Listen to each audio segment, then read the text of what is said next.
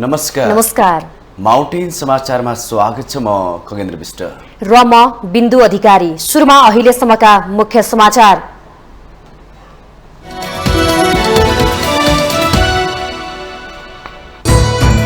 राष्ट्रपतिको निर्वाचनपछि मात्र मन्त्री परिषद पुनः गठन र सरकारले विश्वासको मत लिने सञ्चार मन्त्री शर्माको भनाई।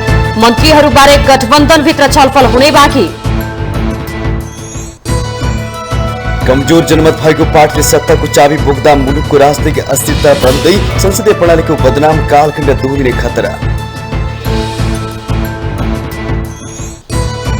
आफूहरूले सरकार छोड्नुपर्ने कुनै परिस्थिति नआएको जनमत पार्टीका अध्यक्ष राउतको भनाई। सोच छवि भएकाले पौडेललाई राष्ट्रपतिमा समर्थन गरेको प्रश्न।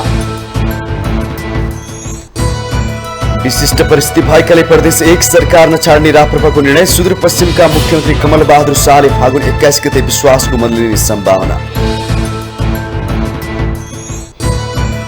आगामी आर्थिक वर्षको बजेटमा खेलकुद क्षेत्रमा बजेट बढाउने प्रधानमन्त्री प्रचण्डको भनाई।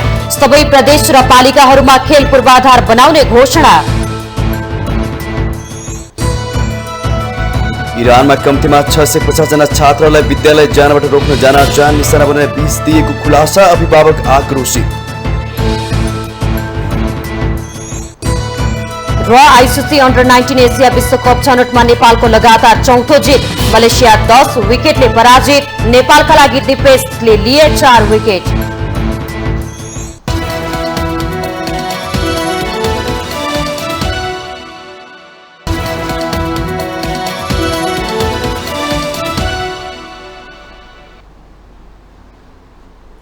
अब समाचार विस्तारमा। संचार तथा सूचना प्रविधि मन्त्री एवं सरकारका प्रवक्ता रेखा शर्माले मन्त्री परिषद विस्तार राष्ट्रपतिको निर्वाचनपछि हुने बताउनु भएको छ। मंगलबार मन्त्री परिषदले गरेको निर्णयबारे जानकारी दिन आयोजित कार्यक्रममा उहाँले मन्त्री परिषद विस्तार राष्ट्रपतिको निर्वाचनपछि हुने बताउनु भएको हो। नयाँ गठबन्धन बनेको र को सरकारमा जाने भन्ने विषय पनि छलफल गर्नुपर्ने भएकाले त्यसको टुङ्गो लागिसकेपछि मात्रै मन्त्री परिषद विस्तार हुने मन्त्री शर्माको भनाइ छ। त्यस्तै प्रधानमन्त्रीले विश्वासको मत पनि राष्ट्रपतिको निर्वाचन पछि लिने उहाँले जानकारी दिनुभयो। र अर्को यो मन्त्री परिषद विस्तारको कुरा पनि त्यही नै कुरा हो। अब अहिले नयाँ ढङ्गले एउटा परिस्थिति विकास भएको छ। यो नयाँ ढङ्गको परिस्थिति विकासमा यो 2-4 दिन जुन ढङ्गले एउटा राष्ट्रपतिकै चुनावमै हामी केन्द्रित छौँ, त्यसकारण यो मन्त्री परिषद विस्तारको कुरा पनि सम्भवतः मलाई लाग्छ हाम्रो यो राष्ट्रपतिको निर्वाचन पछाडि नै यसलाई व्यवस्थित ढङ्गले केही छलफल पनि गर्नुपर्ने हुन्छ। कोलिसन दलभित्र सरकारबाट निस्किसकेको अवस्थामा कुन पार्टी सरकारमा इन्ट्री गर्ने त्यो कुरोको पनि टुङ्गो लगाइसकेपछि त्यसपछि अब मन्त्री परिषदको विस्तार हुने कुरा हुन्छ। र मलाई लागेको कुरा चाहिँ यस पछाडि नै हुन्छ भन्ने मैले बुझेको छु।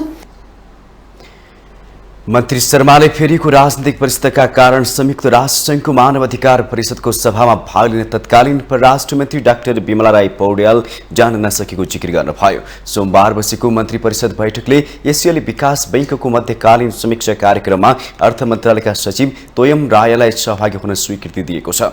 त्यस्तै नेपाल गुणस्तरीय स्वास्थ्य सेवा प्रणाली कार्यक्रमका लागि विश्व बैंकबाट प्राप्त हुने 100 मिलियन अमेरिकी डलर बराबरको सहुलियतपूर्ण ऋण सहायता तथा 3.84 मिलियन अमेरिकी डलर बराबरको अनुदान सहायता सम्बन्धी सम्झौतालाई अन्तिम रूप दिन वार्ता टोली गठन गर्ने निर्णय भएको मन्त्री शर्माले जानकारी दिनुभयो। यसअघि विभिन्न मितिमा मन्त्री परिषदबाट शहीद घोषणा भई राजपत्रमा नामावली प्रकाशन हुनु बाँकी रहेका शहीदहरूको नामावली प्रकाशन गर्ने निर्णय सरकारले गरेको छ।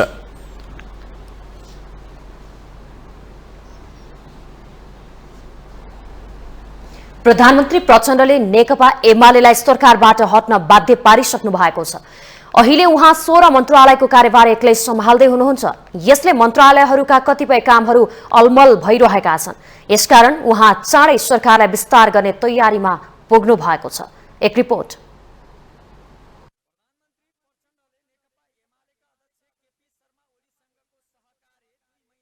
अन्त गर्नु भएको छ। राष्ट्रपतिको विषयमा ओलीसँगको पुरानो सहमति तोड्दै प्रचण्ड चुनाव अघिकै गठबन्धनमा फर्किनु भएको छ।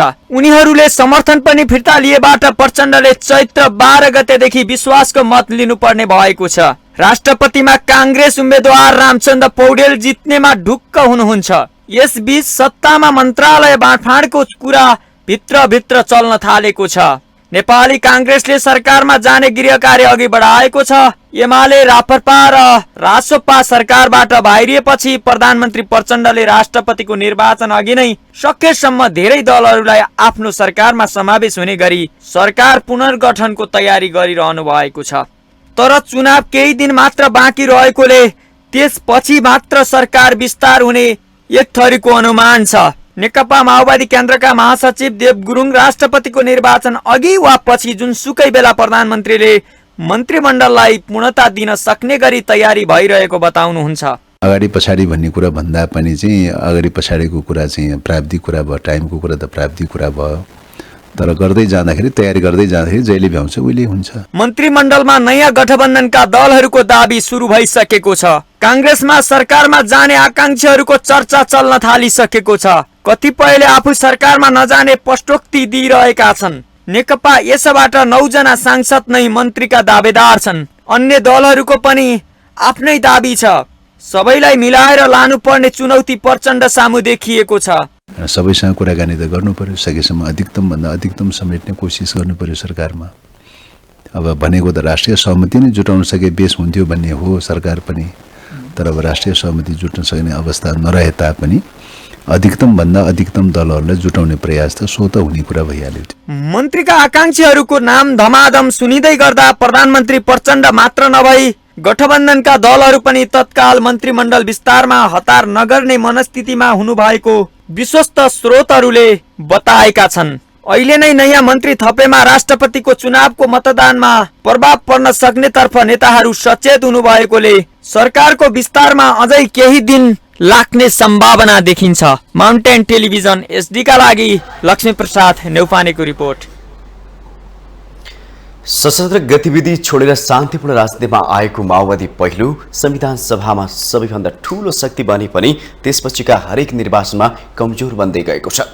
रोचक त यो छ कि माओवादी जति जति जनमतका हिसाबले कमजोर बन्दैछ उति उति प्रचण्ड सत्ता राजनीतिमा बाजी मार्न थाल्नु भएको छ। संसदमा पहिलो र दोस्रो ठूलो संघर्षबाट लाभ लिएर प्रचण्डले फाइदा लिनु भएको छ, तर उहाँ कमजोर प्रधानमन्त्री बन्ने देखिसकेको छ। एक रिपोर्ट। निरन्तर ओह्रालो लागेको माओवादी केन्द्र अहिले संसदमा तेस्रो दल भएर पनि सरकारको नेतृत्व गरिरहेको मात्रै छैन, सरकार बनाउने र ढाल्ने सक्ने निर्णायक शक्ति समेत बनेको छ। माओवादी विगतमा एमाले नेतृत्वको सरकारमा 3 पटक र अहिलेसम्म गरी कांग्रेस नेतृत्वको सरकारमा 3 पटक सामेल भइसकेको छ। यसपालि संसदमा 32 सिट भएर पनि निर्णायक शक्ति बनेको माओवादी पटक पटक सरकारमा सहभागी भएर पनि निरन्तर जनमत घटाइरहेको छ। प्रचण्डलाई माओवादीको अस्तित्व जोगाउन हम्मे छ, तैपनि प्रचण्ड नै किन प्रधानमन्त्री बन्नुभयो? संसदमा पहिलो र दोस्रो दललाई हिस्सा पारेर तेस्रो दलका नेता प्रचण्डलाई किन फाइदा पुग्यो? तेस्रो चौथो भनेको चाहिँ पहिलो र दोस्रो मध्ये एउटाको एलायन्समा गएर सरकार बनाउने कि अपोजिसनमा बसेर अर्को चुनाव पर्खिने गर्नुपर्ने हो हैन। अब त्यस हिसाबले हाम्रो लोकतन्त्र चाहिँ त्यो बाटोबाट हिँड्न सकिरहेको छैन। त्यसमा तेस्रो पार्टीको सत्तालोलुपता वा उसले अवसरको लागि गर्न खोजेको विभिन्न चलखेलहरूको एउटा प्रश्न होला, तर सँगसँगै पहिलो र दोस्रोले त्यो चान्स नदिने हो भने तेस्रोले त्यो चान्स चाहिँ पाउँदैन। त्यसैले म पहिलो दोष चाहिँ पहिलो पार्टी र दोस्रो पार्टीको आत्मविश्वासको अभावलाई नै मान्छु। नेपाली राजनीति इतिहासमा तेस्रो शक्ति भएर पनि सरकारको नेतृत्व गर्ने माओवादी मात्रै होइन, विगतमा राप्रपा पनि तेस्रो दल हुँदाहुँदै पनि पहिलो र दोस्रो दलहरूलाई पाखा लगाउँदै सरकारको नेतृत्व गरेको इतिहास ताजै छ। त्यति बेला संसदीय प्रणाली नै बदनाम बनाउने गरी नकारात्मक चलखेलहरू भए, विदेशी शक्तिले खुबै खेले। फेरि त्यही इतिहास दोहोरिने संकेतहरू देखिसकेको छ। कसैको पनि बहुमत नआउने राजनीतिक प्रणाली थोपार्दा र जिम्मेवार नेताहरूले यसबारे हेक्का नगरी निर्णय लिँदा देशले कमजोर पार्टीको नेतृत्व हुने व्यथितिको सामना गर्न थालेको छ। राजनीतिमा तेस्रो शक्तिकै हालिमुहाली कहीँ नभएको जात्रा हाँडी गाउँमा भइसकेको छ। 2074 मा जितेका मध्ये अहिले 19 वटा क्षेत्र गुमाएको छ माओवादीले। गठबन्धनको बलमा समेत अपेक्षा अनुसार सिट जित्न नसक्दा अप्ठ्यारोमा परेको माओवादी केन्द्रले सरकारको नेतृत्व गरिरहेको छ। बलिएको ढाड चढेर कमजोरले शासन गर्दा सत्ता ढाल्ने र बचाउने खेलमै नेताहरूको समय व्यतीत हुने अवस्था छ। हामीले संविधान लेख्ने बेलामै हामीले गरेको गल्ती भनौँ अथवा अदूरदर्शी निर्णयको कारण जहिले पनि साना दलहरूको वर्चस्व बढी हुने र ठुला दलहरू कमजोर हुने अवस्थाको सिर्जना भएको छ।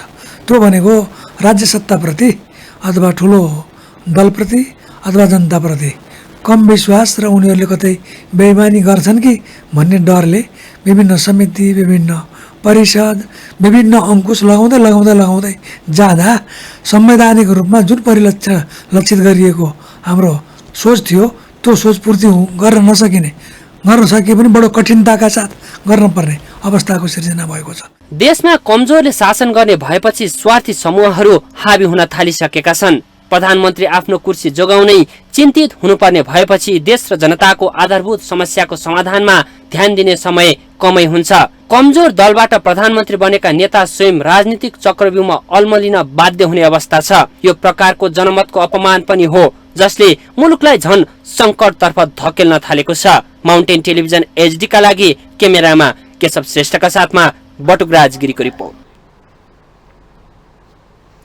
जनमत पार्टीका अध्यक्ष डाक्टर चन्द्रकान्त राउतले आफूहरू सरकारबाट नबाहिरिने बताउनु भएको छ। अन्य पार्टीहरू आफ्नो माग पूरा नभएकाले बाहिरिएको भन्दै उहाँले जनमत पार्टीका लागि सरकार छोड्नुपर्ने कुनै परिस्थिति नआएको प्रश्न पार्नुभयो। अध्यक्ष राउतले माओवादी केन्द्रकै नेतृत्वमा सरकार रहेकाले सरकार बदलिएको भन्न नमिल्ने जिकिर गर्नुभयो। माओवादीकै नेतृत्वमा सरकार थियो, अहिले पनि त माओवादीकै नेतृत्वको सरकार छ। सरकार त कहाँ बदलिएको छ? सरकारमा सामेल भएका दलहरू फेरिएका, सरकार त बदलिएको छैन त। त्यो कुरा चाहिँ याद राख्नुपर्छ। सरकार अहिले बदलिएको होइन र हामी चाहिँ त्यही भएर सरकारमा यथावत नै छौँ। मूल कुरा चाहिँ अहिले विषय उठेको चाहिँ राष्ट्रपतिको निर्वाचन हो। त्यसमा चाहिँ कुन पार्टीले चाहिँ आफ्नो हुनुपर्ने भनेर आडान लिएको हुनाले र त्यो पुरा नभएको हुनाले चाहिँ केही दलहरू सरकार बाहिरिएका छन्। राष्ट्रपतिमा आफूहरूले सोच छपी भएको र दल विशेषको भूमिका नखेल्ने व्यक्ति खोजेको उल्लेख गर्दै उहाँले सोही बमोजिमको पात्रको रूपमा रामचन्द्र पौडेललाई समर्थन गरेको प्रश्न पार्नुभयो। जनमत पार्टी राष्ट्रपति र सभामुख एउटै पार्टीलाई दिनु नहुने पक्षमा रहेकाले पनि पौडेललाई समर्थन गरेको उहाँले बताउनुभयो। राष्ट्रपति चाहिँ एउटै दलको सकेसम्म नहोस् भन्ने हामी पनि चाहन्छौँ, किनभने त्यसले चाहिँ देशमा एउटा निरङ्कुशता जन्माउन सक्छ भनेर प्रशस्त आधारहरू रहेका छन्। त्यही भएर चाहिँ हामी अहिलेको राष्ट्रपति नयाँ गठबन्धनले प्रस्तावित गरेको राष्ट्रपतिलाई समर्थन दिने पक्षमा रहेका छौँ।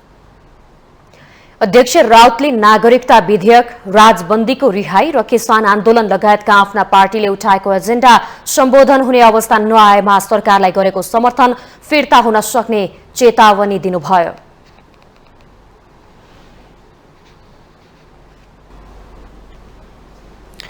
राष्ट्रिय प्रजातन्त्र पार्टीले प्रदेश 1 सरकार नछाड्ने निर्णय गरेको छ।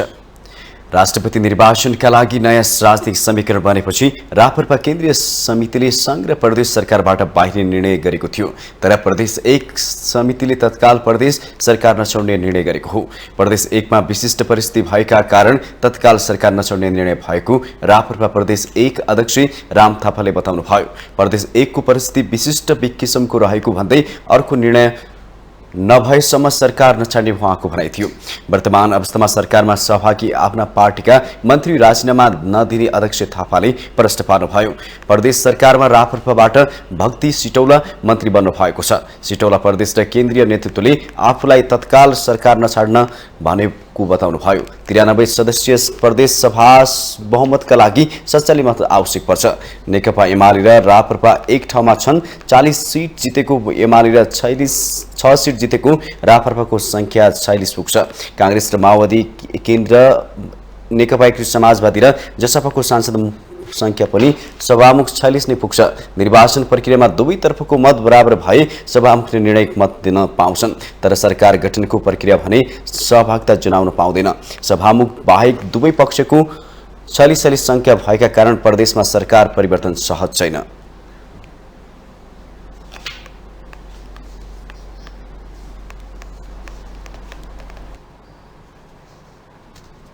सुदूरपश्चिमका मुख्यमन्त्री कमल बहादुर शाहले आगामी फागुन 21 गते विश्वासको मत लिने तयारी गर्नु भएको छ। मंगलबार एमाले र राप्रपा बाहेकका 4 दल र स्वतन्त्र सांसदको धनगढीमा भएको छलफलपछि यस्तो तयारी शुरू भएको हो। मुख्यमन्त्री शाहको सचिवालयका अनुसार कांग्रेस नेतृत्वमा रहेको सुदूरपश्चिम सरकारलाई माओवादी, एकीकृत समाजवादी, नागरिक उन्मुक्ति पार्टी र स्वतन्त्र सांसदले विश्वासको मत दिने वचन दिएका छन्। यसै साता काठमाडौँ पुगेर मुख्यमन्त्री शाहले विश्वासको मत दिने विषयमा प्रधानमन्त्री एवं माओवादी केन्द्रका अध्यक्ष पुष्पकमल दाहाल प्रचण्ड सहित शीर्ष नेताहरूलाई भेट गर्नु भएको थियो। यसअघि एमालेका राजेन्द्र सिंह रावललाई विश्वासको मत नदिएको नागरिक उन्मुक्तिले कांग्रेसलाई भने समर्थन गर्ने बताएको छ। सत्ता साझेदार दलले कसले कुन मन्त्रालय पाउने भन्ने विषयमा केन्द्रका नेताले छलफल गरेर टुङ्गो लगाउने नागरिक उन्मुक्ति पार्टीका प्रदेश सांसद लक्ष्मण किशोर चौधरीले बताउनुभयो। मुख्यमन्त्री शाहले अहिलेकै माहौल भए कांग्रेसका 19, माओवादी केन्द्रका 10, नागरिक उन्मुक्तिका 7, एकीकृत समाजवादीका 4 र 1 जना स्वतन्त्र सांसद गरी 41 जनाको समर्थन पाउनुहुनेछ, जुन प्रदेशसभा सदस्य संख्या 53 को 2/3 बढी हुन्छ। विश्वासको मत लिएपछि सरकार विस्तार गर्ने शाहको भनाइ छ।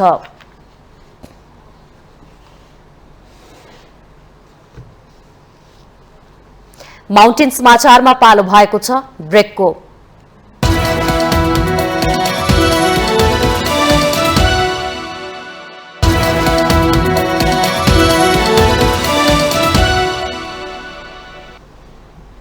ब्रेकपछि स्वागत छ। अब बाँकी समाचार। प्रधानमन्त्री पुष्पकमल दाहाल प्रचण्डले आगामी आर्थिक वर्षको बजेटमा खेलकुद क्षेत्रमा बजेट बढाउने घोषणा गर्नु भएको छ। मंगलबार ललितपुरको च्यासल रंगशाला उद्घाटन गर्दै उहाँले यस्तो बताउनु भएको हो। प्रधानमन्त्री दाहालले खेलकुद क्षेत्रले समाजलाई अनुशासित बनाउने उल्लेख गर्दै मर्यादा र संस्कृति स्थापित गर्न खेल क्षेत्र महत्त्वपूर्ण रहेको बताउनुभयो। उहाँले खेलकुदले राजनीतिक, कूटनीतिक र भाइचारा सम्बन्धको विकास हुने दावी गर्नुभयो। सरकारको तर्फबाट देशका सबै प्रदेशहरूमा, पालिकाहरूमा पनि खेल पूर्वाधार निर्माण गर्ने नीति, योजना र कार्यक्रम बनाएको प्रधानमन्त्री प्रचण्डले प्रश्न पार्नुभयो। देशका सबै प्रदेशहरूमा, सबै पालिकाहरूमा पनि खेल पूर्वाधारहरू निर्माण गर्ने सम्बन्धमा हामीले नीति, योजना र कार्यक्रम बनाएका छौं र आउने दिनमा यो क्षेत्रलाई जति सबल बनाउन सक्यो, जति सक्षम बनाउन सक्यो, जति संस्थागत र विकसित गर्न सक्यो, त्यति नै हाम्रो समाजमा अनुशासन, समाजमा मर्यादा र संस्कृति स्थापित हुने कुरा हो र सँगै राष्ट्र पनि एउटा सबल रूपमा अगाडि बढ्ने आधार निर्माण हुने कुरा हो। च्यासल रंगशाला उद्घाटनसँगै कलाकार र एन्फा पदाधिकारी बीच खेल पनि भएको छ। रंगशाला 10,000 दर्शक क्षमताको रहेको छ।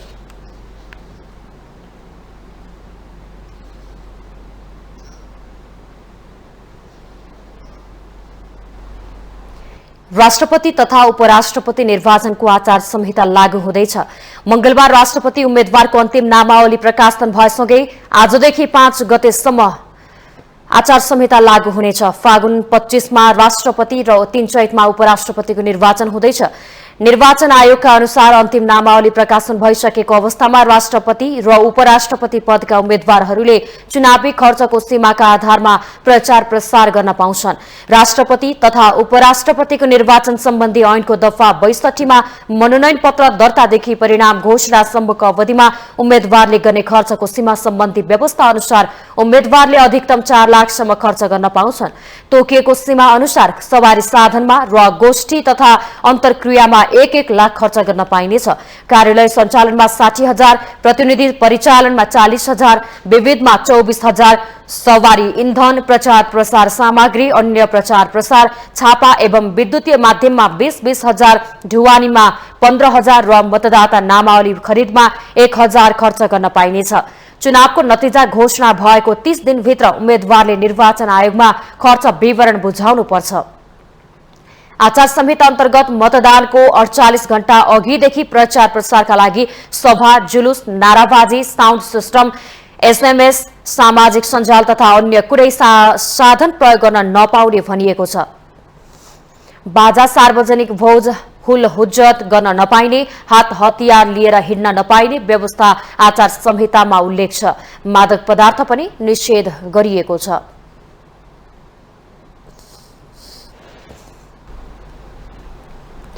उपसभामुख इन्दिरा राणाले प्रतिनिधि सभा बैठक छोडेर सांसदहरू बाहिर गरेको भन्दै असन्तुष्टि व्यक्त गर्नुभएको छ। मंगलबार काठमाडौँमा आयोजित एक कार्यक्रममा उपसभामुख राणाले सांसदहरू प्रतिनिधि सभा बैठक छोडेर बाहिर गरेको भन्दै असन्तुष्टि व्यक्त गर्नुभयो। उहाँले सांसद परिस्थितिको बारेमा जनतालाई के जवाब दिने भनी प्रश्न समेत गर्नुभयो। संसदमा जनताका कुराहरूलाई अनुशासित र मर्यादा रूपले उठाउने र विधेयकहरू बनाउने उपसभामुख राणाको भनाइ थियो। जरा हाम्रो प्रतिनिधि सभामा कोही बेला खाली सिट हुन्छ, मलाई दुःख लाग्छ। घरिघरि त धैर्यता लिँदा पनि इरिटेट हुन्छ। मलाई त प्रेसर पनि आइसक्यो, पछिसम्म त प्रेसर पनि थिएन। म जे पनि काम गर्छु अनुशासित भएर काम गर्छु, मन दिएर दिएर काम गर्छु। तर त्यसरी कति मान्यजीहरू नआउनु हुँदाखेरि मलाई एकदमै दुःख लाग्छ। भोलि हामीले जनतालाई के उत्तर दिने त्यस्तो पनि लाग्छ। र मैले कसरी हुन्छ मेरो ठाउँबाट कसरी मैले उहाँहरूसँग चाहिँ साथी जस्तो भएर एउटा जनताको कुराहरूलाई हामीले सदनमा एउटा अनुशासित भएर मर्यादित भएर चाहिँ हामीले उठाउने छौँ। उपसभामुख राणाले आफ्नो कार्यकालभर अविचलित निडर र तटस्थ भएर काम गर्ने दावी गर्नुभयो। आफू उपसभामुखको रूपमा काठमाडौँमा मात्र नबसी जनताका कुराहरू सुन्न जिल्ला जिल्लामा पुग्ने उहाँले बताउनुभयो।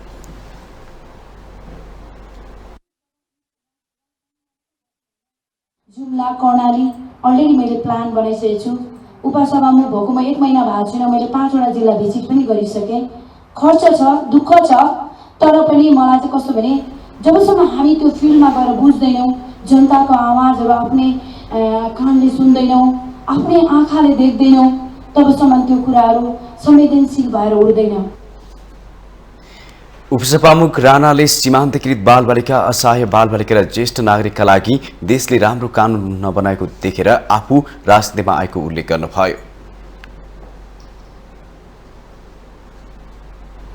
सरकारी निकायहरूका वेबसाइटहरू बीच एकरूपता कायम गर्न एकीकृत वेबसाइट व्यवस्थापन प्रणालीको विकास गरिएको छ।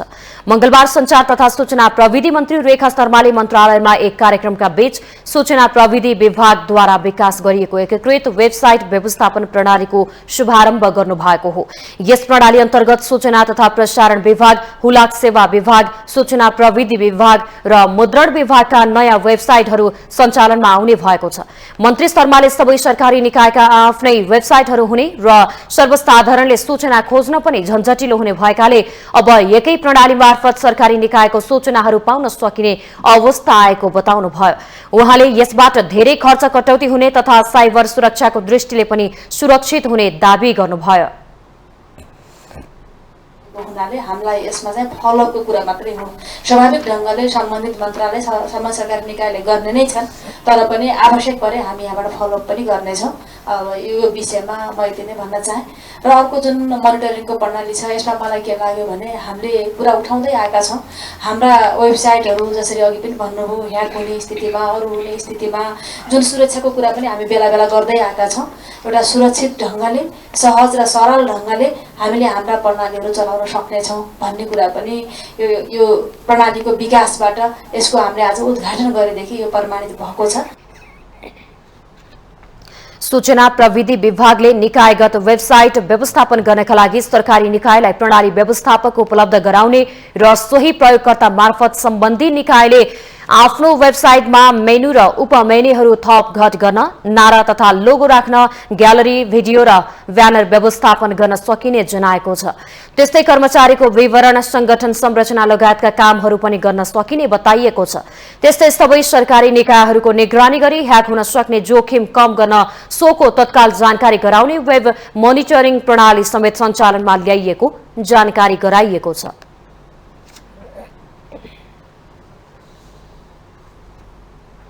माउन्टेन समाचारमा पुनः पालो भएको छ ब्रेकको।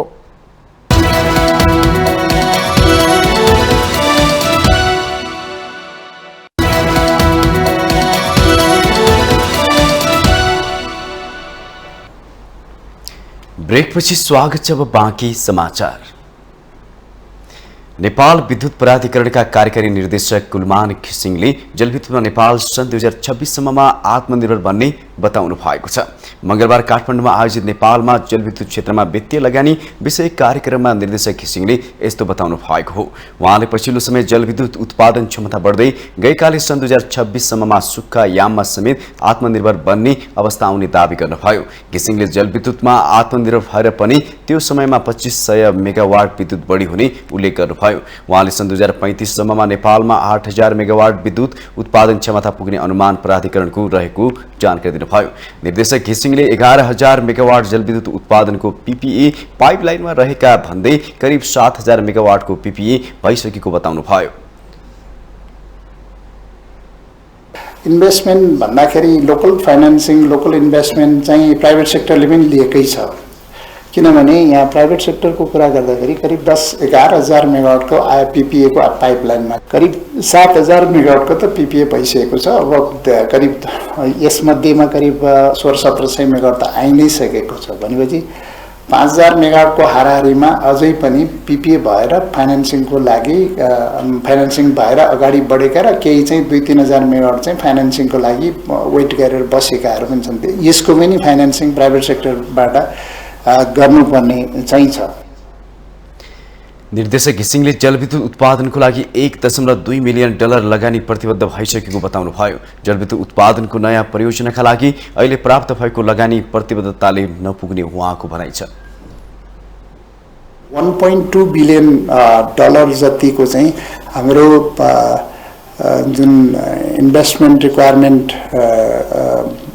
लाई फुलफिल गर्ने गरेर कमिटमेन्टहरू भइ नै सक्यो। एक्जिम ब्याङ्कबाट करिब 700 मिलियन जति र जाइकाले अहिले 140 मिलियन काठमाडौँ र पोखराको लागि गरेको छ। त्यस्तै गरेर वर्ल्ड ब्याङ्क र एडिबीले पनि हिसाब गरेर पनि 2 बिलियन प्लसमा हाम्रो कमिटमेन्ट आइसकेको छ।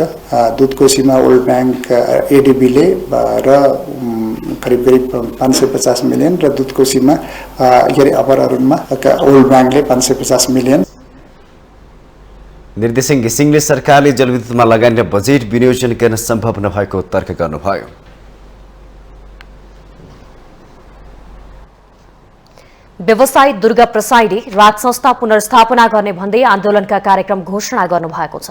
राष्ट्र, राष्ट्रियता, धर्म, संस्कृति र नागरिक बचाउ महाअभियानको नाममा मंगलबार काठमाडौँमा पत्रकार सम्मेलन गरी उहाँले यही फागुन 20 गतेबाट राज संस्था पुनर्स्थापना गर्नका लागि भन्दै आन्दोलनको कार्यक्रम घोषणा गर्नुभएको हो। नयाँ बानेश्वर स्थित संघीय संसद भवनको दक्षिण गेट अगाडि प्रेम आचार्यले आत्मदाह गरेको स्थानमा आन्दोलनको कार्यक्रम शुरू गर्ने जानकारी दिँदै प्रसाईले त्यसमा सहभागी हुन सबैलाई आह्वान गर्नुभयो। उहाँले आन्दोलनमा आफूहरूले 2047 सालको संविधान लागू गर्नुपर्ने, हिन्दू राष्ट्र कायम गर्नुपर्ने, कर्मचारी र तल्लो तहका सुरक्षाकर्मीहरूको मासिक तलब कम्तीमा 1,50,000 पुर्याउनु पर्ने लगायतका 15 बुँदे माग प्रस्तुत गर्ने समेत बताउनुभयो। कैदी बन्दीहरूलाई जेलमुक्त गराई जेलहरूमा श्रम शिविरमा रूपान्तरण गर्नुपर्ने, उच्च शिक्षा हासिल गर्न विदेश जानेहरूलाई यही पढ्ने वातावरण बनाउनुपर्ने, बेरोजगार युवाहरूलाई बिना धितो ऋण उपलब्ध गराई रोजगारी सृजना गर्नुपर्ने लगायतका माग पनि सरकार समक्ष गरिने प्रसाईले बताउनुभयो। आन्दोलनको कार्यक्रम सञ्चालन गर्न लागेको हुँदा सम्पूर्ण नागरिकहरूलाई, नेपाली नागरिकहरूलाई यस आन्दोलनमा सहभागी हुन अनुरोध गर्दछु। मिति 2000 फागुन 20 गतेबाट सुरु, समय दिनको 11 बजे, स्थान संसद भवन नयाँ बानेश्वरको दक्षिण ढोका, जहाँ एकजना व्यवसायीले ब्याङ्क तथा लघु वित्त संस्थाको ज्यादती सहन नसकी शरीरमा पेट्रोल खनाई आगो लगाएर आत्मदाह गरेका थिए। आफूहरूको माग सम्बोधन नभएसम्म आन्दोलन जारी राख्ने व्यवसायी प्रसाईको चेतावनी छ। नेपाली कांग्रेसकी सांसद एवं नेत्री आरजु राणा देउवाले नेपाली सेनाको डिजिटल अभिलेखमा छिद्र रहेको खबर आफूले पाएको बताउनु भएको छ। मंगलबार ललितपुरमा नेपाली विद्यार्थी संघद्वारा आयोजित अल नेपाल याक ह्याकथन कार्यक्रमलाई सम्बोधन गर्दै उहाँले यस्तो बताउनु भएको हो। नेपालमा डिजिटल प्रणाली सुरुवात गरे पनि त्यसको प्रयोग गर्न नेपालीहरू पूर्ण सक्षम नरहेको सांसद राणाको भनाइ थियो। उहाँले नेपाली सेनाको डेटाहरू आफूले टर्की पुग्ने गरेको जानकारी पाएको उल्लेख गर्दै साइबर सुरक्षामा नेपालले आफ्नै प्रविधिको विकास गर्न जरुरी रहेको बताउनुभयो। हालै मात्र सरकारी वेबसाइट ह्याक भएकाले सरकारले गरेको काममा आईटी क्षेत्रका विद्यार्थीहरूले थप अध्ययन गर्न आवश्यक रहेकोमा सांसद राणाले जोड दिनुभयो। अब कति कन्ट्रिजहरूले गरिसक्यो but they are not going to share those things with us easily. हामीले आफ्नै सोल्युसन निकाल्नु पर्छ होला। गभर्नमेन्टले केही न केही गरेको छ। हामीलाई हाम्रो डेटाहरूको ब्याकस्टपिङ गर्नलाई 2टा सेन्टर्स यो कोइकाले बनाइदिएको रहेछ। यहाँ पनि ओर्लिने बित्तिकै आइसक्यो कोइकाले बनाएको building, which I was very happy to see. तर हाम्रो हार्डवेयर कसको हुने त? Which is a reliable hardware for us? What are the software programs we are going to use? So यो कुराहरूमा चाहिँ तपाईँहरूको इनोभेसन, तपाईँहरूको भनौँ न यो precision of mind, your exercise to take this further is going to be a very important role. कार्यक्रममा नेपाल विद्यार्थी संघका सभापति दुदाङ शेर्पाले नेभी संघको अबको एजेन्डा शैक्षिक सामाजिक युवाहरूलाई उद्यमशील बनाउनका साथै जलवायु परिवर्तनको एजेन्डामा केन्द्रित रहेको बताउनुभयो। विद्यार्थी साथीहरूलाई विशेष गरी अब नेपाल विद्यार्थी संघले हिजोको दिनमा राजनीतिक एजेन्डालाई हामीले कतिपय चाहिँ हामी अगाडि बढाएको थियौँ भने अब 95% अब नेपाल विद्यार्थी संघको एजेन्डा भनेको शैक्षिक एजेन्डा हुन्छ, सामाजिक एजेन्डाहरू हुन्छ र युवाहरूलाई कसरी उद्यमशील बनाउने, नेपालमै कसरी चाहिँ हाम्रो युवाहरूलाई चाहिँ टिकाउने। त्यो सँगसँगै अहिले समाजमा धेरै एजेन्डाहरू छन्।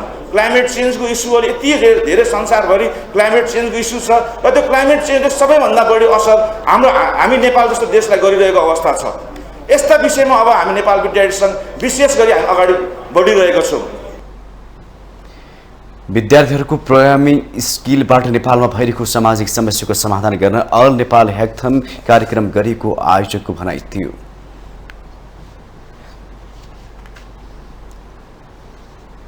जिल्ला प्रशासन कार्यालय सुनसरीले लेखा पढेका नाममा सर्वसाधारण ठग्ने क्रमलाई नियन्त्रण गर्न अत्यावश्यक काम बाहेक कार्यालय प्रवेशमा रोक लगाउने निर्णय गरेको छ। सेवा सहजीकरणका नाममा विभिन्न फर्म आबद्ध व्यक्तिले सेवाग्राहीबाट चर्को शुल्क असुल्ने गरेको भेटिएको भन्दै त्यस्ता व्यक्तिको हकमा अत्यावश्यक काम बाहेक कार्यालय प्रवेशमा रोक लगाइएको जिल्ला प्रशासन कार्यालय सुनसरीले जनाएको छ। लेखापढी आबद्ध फर्मले सर्वसाधारणबाट फोटोकपीदेखि निवेदन, लिखित हुलाक टिकट र अनलाइन फार्मबाट बापत चर्को शुल्क लिने गरेको प्रशासनको भनाइ छ। सुनसरी प्रशासनले सरल र सहज सेवा प्रवाहका लागि कार्यालय भित्रैबाट निशुल्क सेवा प्रवाहको बन्दोबस्त मिलाएको समेत जनाएको छ। प्रमुख जिल्ला अधिकारी हुमकला पाण्डेले निशुल्क उपलब्ध रहने सबै सेवा सोझै कार्यालयमा स्थापना गरिएको हेल्प डेस्कबाट प्रदान हुने जानकारी दिनुभयो, जसका लागि कुनै फर्म वा कसैको सहजीकरण आवश्यक नपर्ने उहाँको भनाइ छ। दिन सक्ने सेवा चाहिँ उनीहरूले चाहिँ महँगो शुल्क तिरेर लिनु नपरोस्। कतिपय सेवाहरू चाहिँ दिन नहुने जिल्ला प्रशासन कार्यालयले नै उपलब्ध गराउन सक्ने सेवा चाहिँ बाहिरबाट उपलब्ध गराइएको, सँगसँगै चाहिँ महँगो शुल्क ल्याइएको आएको त्यसलाई सहजीकरण गर्न कोसिस गर्नेछ। यता प्रशासनको कडाई पश्चात लेखापढी व्यवसायीले भने आफूहरूको रोजीरोटी खोसिएको भन्दै विरोध गरेका छन्। उनीहरूले निश्चित शुल्क लिएर आफूहरूले काम गर्न पाउनुपर्ने माग राखेका छन्।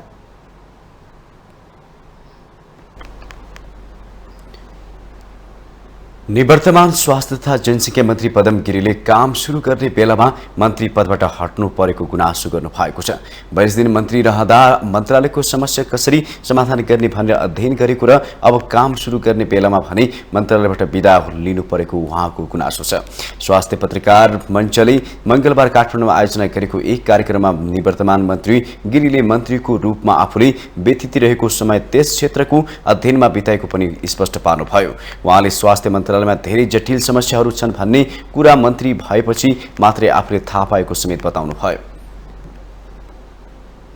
के ठुलो भेग विषय भए हुनाले चाहिँ यसलाई अलिकति अध्ययन गर्नुपर्ने, बुझ्नुपर्ने काम पनि थियो। त्यस कारणले गर्दाखेरि यो बिचमा मैले धेरै नै घनीभूत रूपले मैले यसको अध्ययनमा चाहिँ जुटेँ। धेरै पक्षहरूसँग बस्ने, छलफल गर्ने, अन्तर्क्रिया गर्ने, कहाँ के समस्या छन्, ती समस्या कसरी समाधान गर्न सकिन्छ भन्ने विषयमा मैले धेरैभन्दा धेरै समय त्यसमा खर्च गर्ने जस्तो मलाई लाग्छ। मैले जुन स्वास्थ्य क्षेत्रलाई जसरी मैले बुझेँ, वास्तवमा यो स्वास्थ्य मन्त्री हुनुभन्दा पहिला मैले स्वास्थ्य क्षेत्रको यति धेरै विकराल समस्या छ भन्ने मलाई चाहिँ थाहा थिएन, त्यो लाग्दैन थियो मलाई।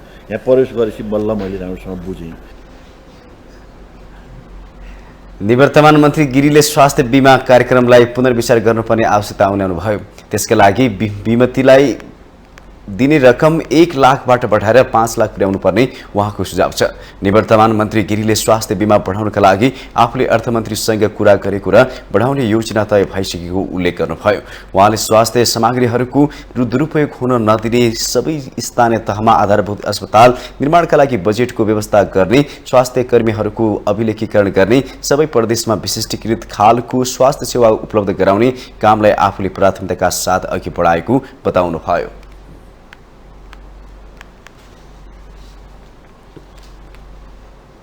हामीसँग आर्थिक अन्तर्राष्ट्रिय खेल समाचार बाँकी नै छ। माउन्टेन समाचारमा पालो भएको छ ब्रेकको।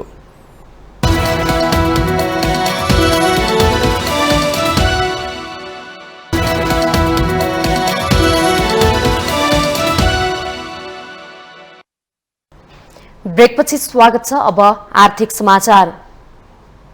आर्थिक समाचारको साथमा जगदम्बा सुपर साइन तथा ग्याल्बा प्लस जीवनभरको भरोसा प्रस्तुत छ। रिद्धि सिद्धि सिमेन्ट गुणस्तरको नयाँ स्तर।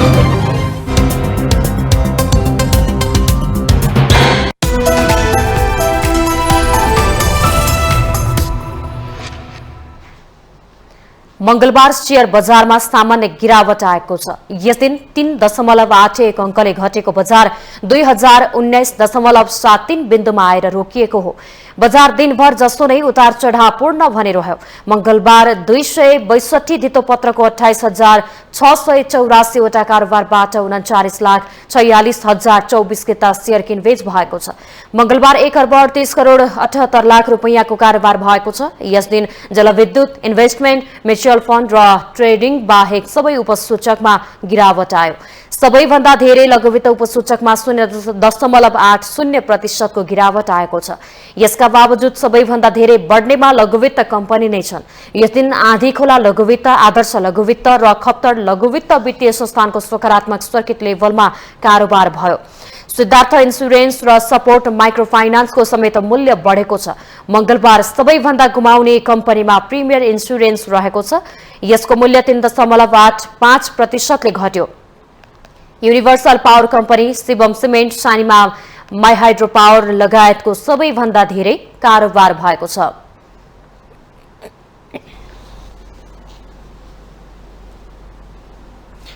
अब पालो अन्तर्राष्ट्रिय समाचारको।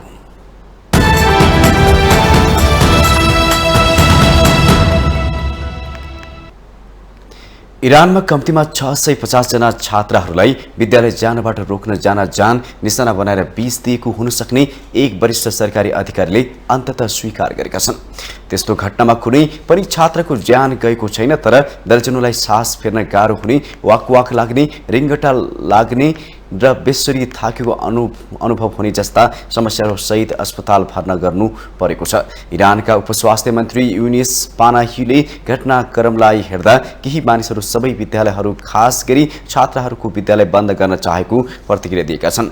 हालसम्म यस घटनाका सम्बन्धमा प्राप्त सरकारी टिप्पणीमा देशको महान्यायाधिवक्ता कार्यालयले फौजदारी अनुसन्धान सुरु गरेको र यो जान गरेको हुन सक्ने घटना भएको बताइएको थियो। विगत 3 महिनादेखिको समयमा विद्यालय जाने छात्राहरूले बिरामी पर्नु अघि सुन्तलाको वा कुहिएको माछाको जस्तो गन्ध आएको अनुभव भएको बताएका थिए। उपस्वास्थ्य मन्त्री हानीले यी घटनामा प्रयोग भएका केमिकलहरू सैन्य अस्त्र स्तरका नभएको र सजिलै बजारमा पाइने खालका रहेको जनाएका छन्। उनले विद्यार्थीहरूलाई कुनै जटिल प्रकारको उपचार आवश्यक नरहेको, सबैजना यस विषयमा शान्त रहन आवश्यक रहेको उल्लेख गरे। एक धार्मिक सहर कोम ठूलो संख्यामा छात्राहरूलाई 20 दिएको घटनाको केन्द्रमा छ, तर त्यस्ता आक्रमण इरानभरि नै विभिन्न ठाउँ सहरहरूमा भएका छन्। केही अभिभावकहरूले 20 दिएको घटनापछि तिनका बालबालिका हप्तौंसम्म बिरामी परेका बताएका छन्।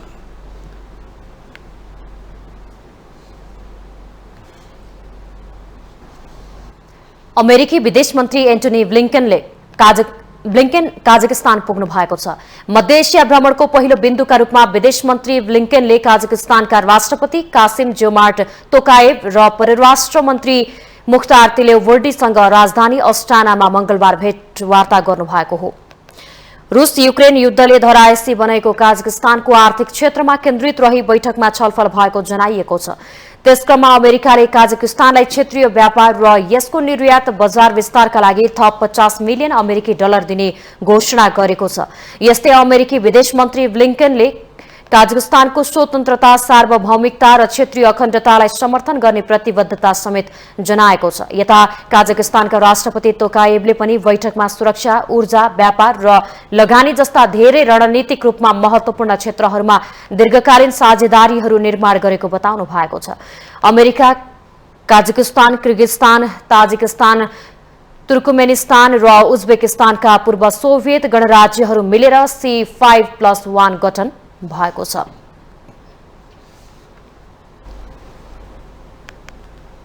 अब पालो खेल समाचारको।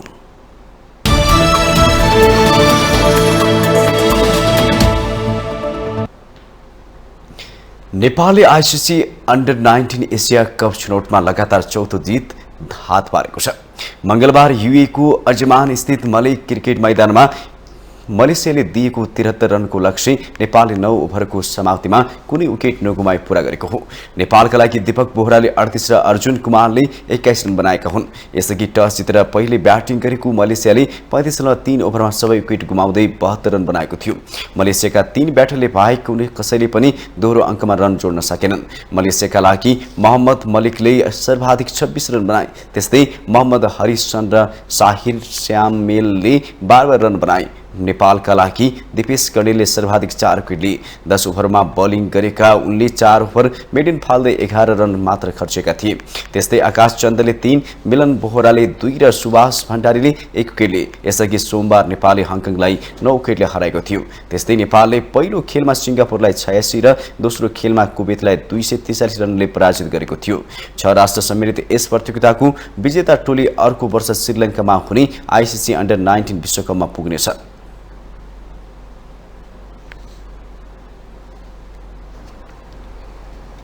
फागुन 23 गते आयोजना हुने एनएसजेएफ पल्सर स्पोर्ट्स अवार्ड 2078 का लागि नेपाल खेलकुद पत्रकार मञ्चले 4 विधाको मनोनयन सार्वजनिक गरेको छ। आयोजक एनएसजेएफले एक कार्यक्रमको आयोजना गरी वर्षका उत्कृष्ट पुरुष, महिला, युवा खेलाडी तथा प्रशिक्षक विधा गरी कुल 4 विधाका मनोनयन सार्वजनिक गरेको हो। सार्वजनिक गरिएका मध्ये वर्षको उत्कृष्ट पुरुष खेलाडीको सूचीमा क्रिकेटर द्वय कुशल भुर्तेल र दिपेन्द्र सिंह ऐरी, फुटबलर द्वय अन्जन विष्ट र किरण चेम्जोङ तथा ब्याडमिन्टनका प्रिन्स दाहाल छन्। यस्तै महिलातर्फको मनोनयनमा क्रिकेटर द्वय सीता राणा मगर र कप्तान रुबिना छेत्री, भलिबलकी अरुणा शाही, एथलेटिक्सकी पुष्पा भण्डारी र बक्सिङकी पूनम रावल परेका छन्। वर्षको युवा खेलाडीतर्फ फुटबलका मनिष डाँगी र प्रीति राई तथा बक्सिङका छिरिङ वाङदी शेर्पा, ब्याडमिन्टनकी रसिला महर्जन र भलिबलकी उषा भण्डारी मनोनयनमा परेका छन्। यसैगरी वर्ष प्रशिक्षक अवार्डको मनोनयनमा फुटबलका पूर्व प्रशिक्षक अब्दुल्लाह अलमुताइरी, क्रिकेटका पूर्व प्रशिक्षक डेभ वाटमोर, पारा तेक्वान्दोका कविराज नेगी, बक्सिङका दीपक महर्जन र भलिबलका जगदीश भट्ट रहेका छन्। यसअघि एनएसजेएफले पिपुल्स चोइस विधाको मनोनयन सार्वजनिक गरिसकेको छ। पिपुल्स चोइसको मनोनयनमा फुटबलका अन्जन विष्ट, क्रिकेटका आसिफ शेख, भलिबलकी उषा भण्डारी, टेनिसकी अभिलाषा विष्ट र पौडीकी डुबाना लामा परेका छन्। वर्ष खेलाडी पुरुष, महिला, पिपुल्स चोइस, प्रशिक्षक र युवा खेलाडीको लागि गरी 5 विधाका विजेतालाई बजाज पल्सर मोटरसाइकल प्रदान गरिनेछ।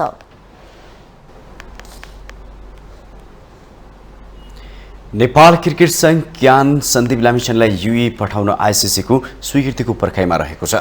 क्यानका कार्यवाहक सचिव दुर्गाराज पाठकले आईसीसीबाट सन्दीपलाई यूए पठाउन स्वीकृति नआएको बताएका छन्।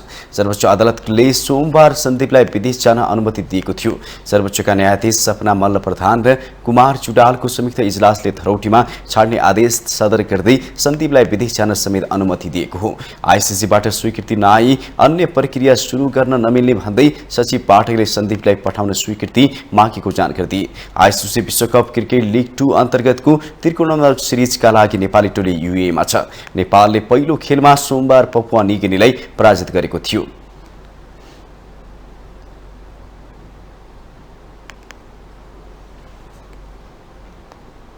माउन्टेन समाचारमा पालो भएको छ ब्रेकको।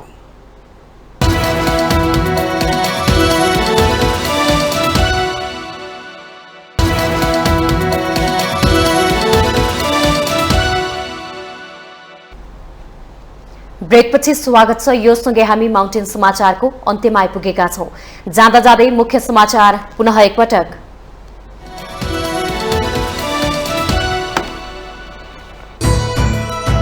राष्ट्रपतिको निर्वाचनपछि मात्र मन्त्री परिषद पुनः गठन र सरकारी विश्वासमा मत लिने सञ्चार मन्त्री शर्माको भनाई। मन्त्रीहरूबारे गठबन्धनभित्र छलफल हुनै बाँकी। कमजोर जनमत भएको पार्टीले सत्ताको चाबी पुग्दा मुलुकको राजनीति अस्थिर बन्दै संसदीय प्रणालीको बदनाम कालखण्ड दोहोरिने खतरा।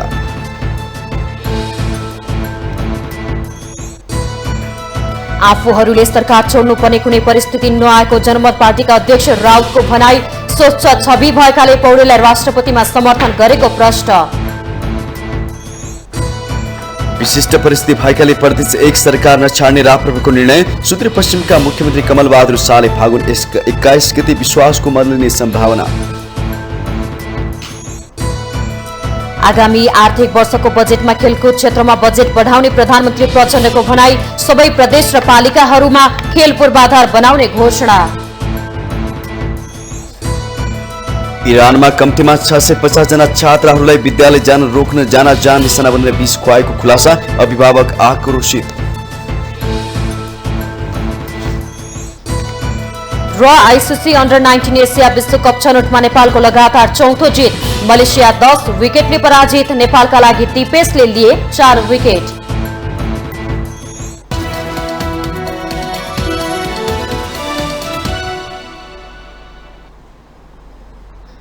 माउन्टेन समाचार अहिलेलाई सकियो। सत्य, तथ्य र निष्पक्ष समाचारका लागि माउन्टेन टेलिभिजन HD हेर्दै रहनुहोला।